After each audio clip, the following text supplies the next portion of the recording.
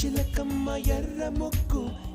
ముక్కులే పిల్లవాకు పూవె పూసిన ఎర్ర రోజా పూత గులాబీ